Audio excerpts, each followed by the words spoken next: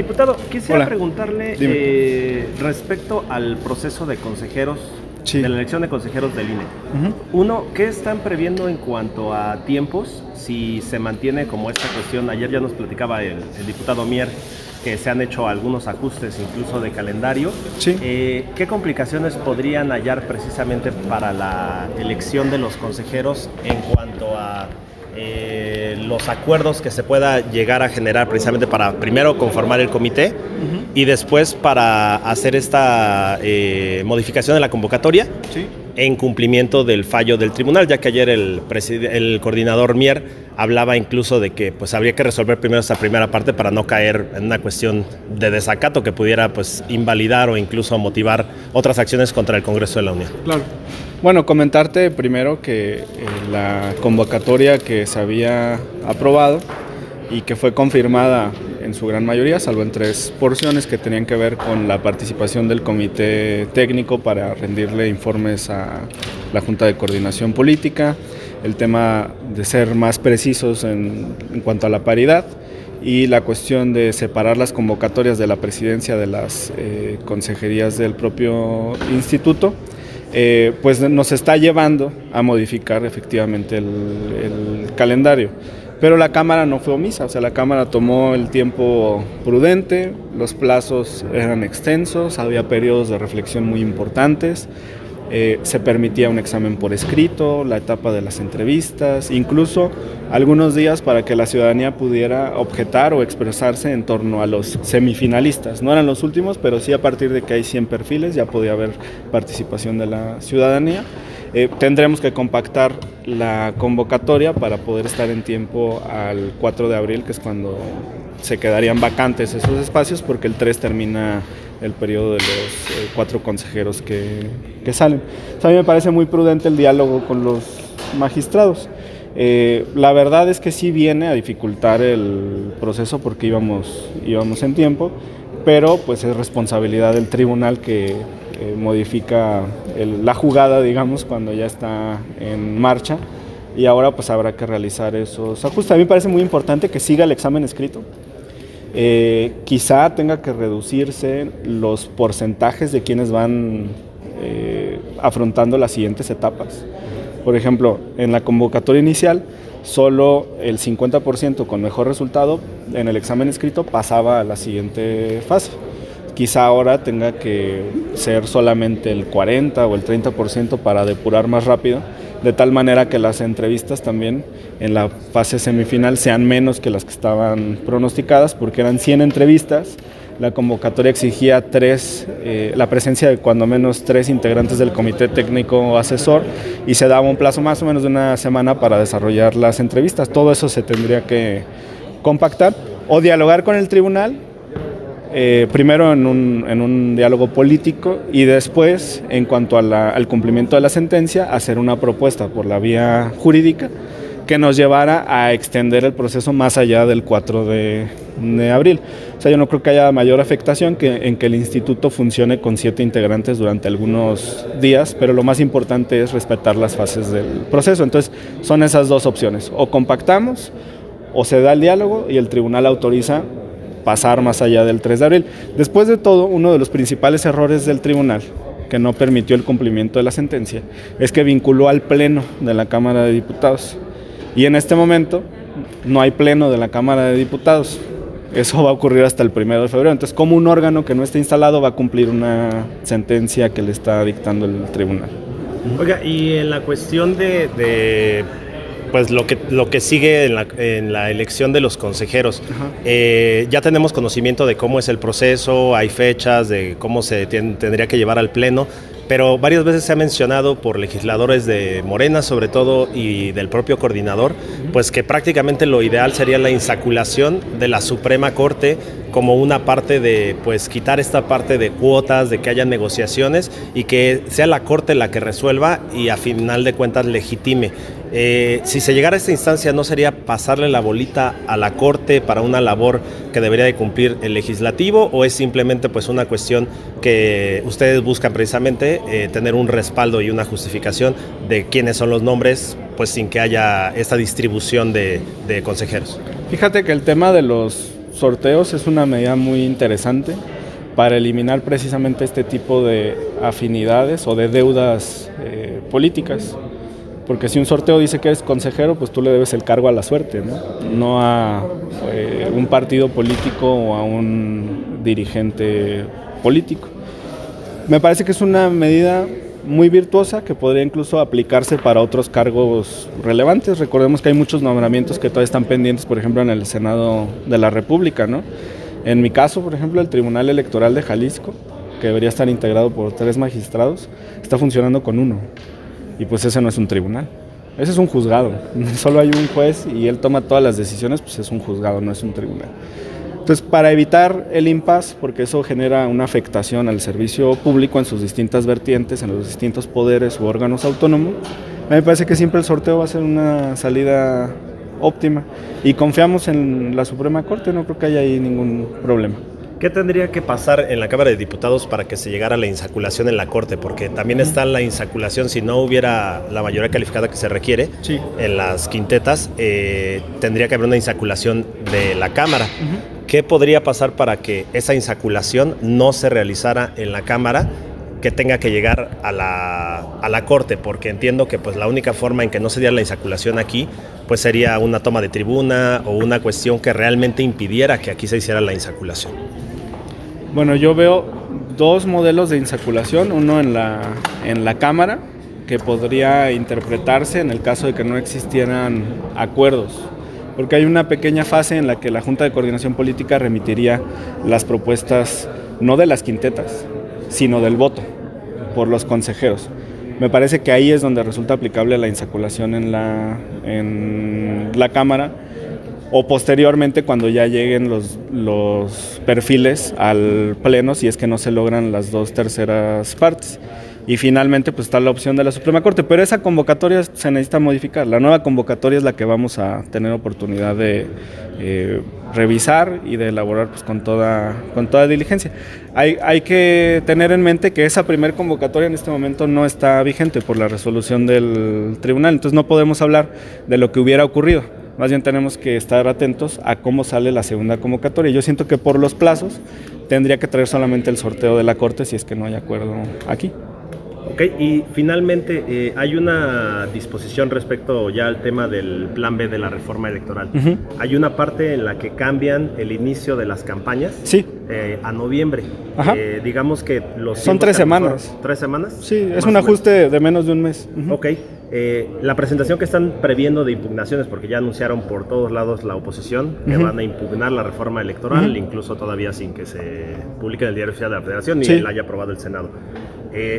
Esto daría más tiempo para presentar impugnaciones antes, digamos, de que se inicie el veto de 3 meses de poder publicar leyes electorales, o sería pues algo que se tendría que respetar los tiempos del inicio de las campañas en septiembre. Bueno, lo que hay que considerar es que tenemos procesos largos. O sea, el proceso de renovación de la Presidencia de la República, la Cámara Federal, el Senado y muchas entidades federativas, según correspondan, 9 entidades renuevan gubernaturas, se prevén para otoño de este año, van variando, primer domingo de septiembre, tiene algunas ligeras variantes.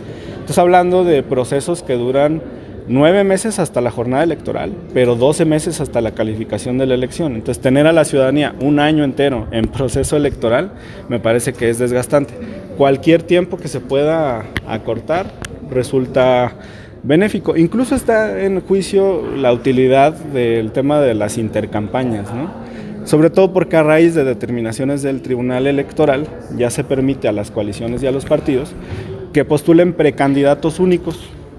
Lo estamos viendo en el Estado de México, donde hay precandidata única de Morena y precandidata única en la coalición de la oposición. Entonces, en realidad, el periodo intercampañas, pues las fuerzas políticas lo utilizan para armar la estructura electoral de defensa del voto, pero sí mete en un bache la discusión y el debate político. Entonces, los días que se puedan ahorrar en estas etapas a mí me parece que son útiles para la ciudadanía. Otro aspecto que se puede analizar con posterioridad es el tema del periodo de reflexión, ¿no? Cuando cierran las campañas y luego vienen algunos días en los que nadie puede hacer proselitismo.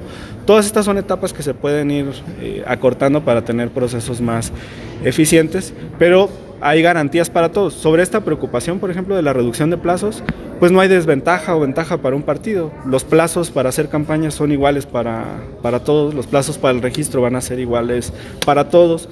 Quizá meta un poco de presión en la fase de precampañas e intercampañas en los tribunales electorales, pero me parece que tienen la estructura suficiente para hacer frente a las eventuales impugnaciones, que de verdad no creo que existan. Desde mi perspectiva, esta ha sido una declaración que han tomado los líderes de las fuerzas políticas de Juntos Hacemos Historia, Morena, PT y Verde. Existe todo el ánimo político por ir juntos al 2024. Entonces, contiendas internas no veo que vayan a existir en esta coalición. Y del otro lado, pues ya incluso se distribuyeron las candidaturas, ¿no? El PRI ya claudicó a presentar candidatos a la jefatura de gobierno de la Ciudad de México y la presidencia de la República. O sea, los aspirantes de la Madrid, algunos senadores que habían estado manifestando sus aspiraciones, pues ya en realidad no van a tener ningún juego en el 2024. El PRI ya intercambió, digamos, estas eventuales postulaciones en el 24 por tener candidatos a la gubernatura del Estado de México y de Coahuila. En ese sentido, el proceso del 24, y con esto cerraría ese comentario, se enfila a tener precandidatos únicos en los que un calendario compactado no afecta a ninguna de las coaliciones, y si Movimiento Ciudadano va solo, pues tampoco le va a afectar. Diputado, yo quiero preguntarte sobre el informe del Instituto Nacional Electoral, sobre el plan, sobre el llamado Plan B que aprobaron en Cámara de Diputados y Senado, alertando sobre las consecuencias que puede tener poniendo en riesgo las elecciones, la instalación de casillas, la certeza de los procesos electorales, incluso los datos personales. ¿Quién se hará cargo de estas consecuencias? Bueno, vi la entrevista bífida que tuvo ayer Carlos Marín con los dos consejeros, con Lorenzo y con Ciro. Y ahí ellos manifestaban una preocupación sobre todo económica por el tema de las rentas de los inmuebles. Les preocupaba que ahora los módulos del INE tengan que estar en bibliotecas, en escuelas públicas. Pues me parece que no conocen la infraestructura de este país. Dicen que les preocupa la temperatura, pues yo les digo que en las bibliotecas no hace calor, ojalá visiten bibliotecas más seguido. Se necesita tener una temperatura para conservar los libros. Tampoco conocen la infraestructura hospitalaria, y la invitación sobre todo es a que coloquen los módulos del INE no en la oficina del presidente municipal, ese es un exceso, en las unidades administrativas. Yo te hablo de mi caso en Jalisco. Pues poner los módulos del INE en los sitios que son ampliamente visitados, en la ciudad judicial, en el Congreso del Estado, que no está bajo control de una fuerza política en exclusiva. Aquí mismo en San Lázaro tiene un flujo, me parece, de más de 10,000 personas en días de sesión. Mucha gente visita esta zona. En las terminales aeroportuarias podrían existir también condiciones, y hay algunos espacios que son administrados por el Estado mexicano, porque lo que tenemos es que mucha gente no está actualizando su credencial para votar. ¿Dónde tendrían, por ejemplo, que estar los módulos? En las fronteras, en Tijuana, en Ciudad Juárez, en Reynosa. Tú ves que en Baja California hay índices de participación de 33, 35, 40%. ¿Por qué es eso? No es porque los baja californianos no voten, es porque millones de mexicanos no han actualizado sus datos de las credenciales de elector. Los módulos del INE en ciudades fronterizas tendrían que estar cerca de la línea, cerca del cruce fronterizo. Pueden estar en las instalaciones del Instituto Nacional de Migración o de la Secretaría de Relaciones Exteriores. Ellos también desconfían de la Secretaría de Relaciones Exteriores cuando tiene un servicio profesional muy digno que ha trabajado para distintos gobiernos en las últimas décadas. Lo que falta es imaginación, entonces, para ahorrar. Y en esta entrevista con Carlos Marín, yo lo que vi es que su énfasis estaba en ese aspecto económico. Resultaría importante revisar cuánto pagan por metro cuadrado de renta. Nuestro cálculo es que estaban pagando 700 millones de pesos al año en rentas de módulos. Esto es excesivo. Hay que analizar cuánto se está pagando por metro cuadrado para ver si hay sobrecostos en este aspecto. Pero permíteme insistir en el informe institucional del INE sobre los riesgos riesgo de instalación de casillas, Sí. riesgo del conteo. Ajá. Del conteo Las de casillas, votos. sí, me refiero otra vez a la entrevista con Marín. La instalación de las casillas se expande ligeramente a un crecimiento de un 3-4% por proceso electoral, pero los colonos de un barrio, de cualquier municipio, saben que la casilla está en la escuela de su colonia, saben que está en la plaza principal del municipio. Entonces, que tengan que mantener una estructura enorme para decidir dónde van a estar las casillas, si las casillas siempre están donde mismo. Se amplía ligeramente este porcentaje también conforme a las migraciones internas, pero no se requiere un equipo permanente. Les preocupa también el tema de la cartografía, pues que diseñen planos cada 3 años, no necesitan estar diseñando planos todo el tiempo. Esto es lo que nosotros hemos criticado, que hay un personal que está de manera permanente, costándole muchísimos millones de pesos a la ciudadanía de este país por no hacer nada mientras no hay proceso electoral, y no nos referimos al personal de base. Están garantizados los derechos de los trabajadores que están en los módulos del INE. Al contrario, yo diría, si se van a ahorrar rentas, pues mejor que esos recursos se destinen a pagarles más a los trabajadores de los módulos del INE, que ganan muy poquito en relación a los salarios de los consejeros nacionales, federales. Esta judicialización que se está haciendo del plan B del presidente, ¿a qué va a llevar? Para que se confirme en la Suprema Corte el plan B. Si lo dijimos en tribuna, si sus objeciones son las que están manifiestas en el voto particular del senador Monreal, pues yo no les veo camino a la inconstitucionalidad. ¿En qué afecta al instituto? En nada, son ajustes menores, compactación de algunas áreas administrativas y, eso sí, eliminación de burocracia dorada. Además, no hay acuerdo entre los consejeros. En una entrevista Murayama decía que se eliminan 2,000 puestos del INE a nivel nacional. Son pocos, son cerca de 70 por estado. En otra entrevista, Lorenzo Córdoba hablaba de 7,000 y mencionaba que hay 17,000 trabajadores en este momento en el instituto. Entonces, primero que se pongan de acuerdo entre ellos. Pero me refiero también a esto. Diputado, Sí. sobre los funcionarios que tienen la posibilidad de realizar algún tipo de... Ese es un tema muy interesante, porque lo que está en juego ahí son 2 derechos fundamentales. La equidad en la contienda, por un lado, que es importante que se tutele, pero el otro, es muy relevante, es el derecho a la información de la ciudadanía. Y ahí la comunicación constante y la libertad de expresión, por supuesto, de los funcionarios como tercer derecho en este debate, pues van a tener que ser ponderados por la Corte.